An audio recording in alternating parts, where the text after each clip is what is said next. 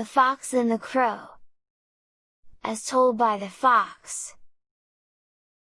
I bet you can't guess what I like to eat best of all? Yes, I knew that you would say that foxes like to eat hens best, and stolen ones at that. I don't mind admitting that I wouldn't ever say no to a nice fat chicken wing once in a while.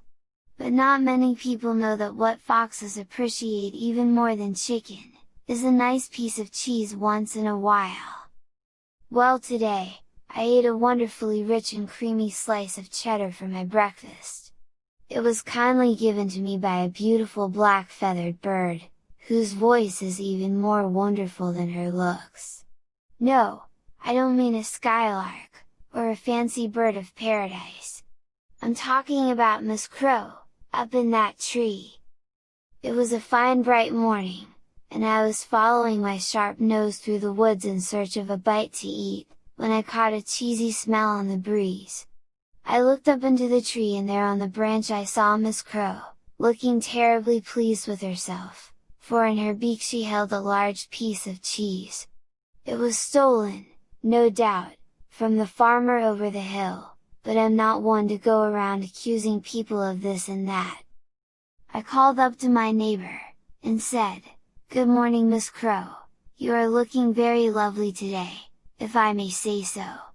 Miss Crow cocked her head on one side, and looked at me with her beady little eye, but she kept her beak firmly closed on the cheese. Such a charming creature, I mused to myself, making sure nevertheless that she could overhear. Such a fine sheen on those wondrous black feathers! What wings! What legs! And that beak, exquisite! I could see that Miss Crow was paying close attention to my words, even though she was pretending ever so hard not to hear. So I gazed up at the tree with admiration, and love in my eyes, and said, "Ah, my heart is smitten by this wonderful bird! If only I could hear her voice! I'm sure that such a charming creature must sing most sweetly! If I could but hear one line of her song, I would hail her as the princess of the forest." Now I could see my words had hit home.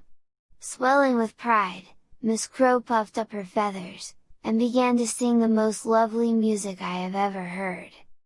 Call! Well, alright, I know that you are saying that Miss Crow's voice is not exactly star quality, but to me that call was just the sound that I'd been waiting for.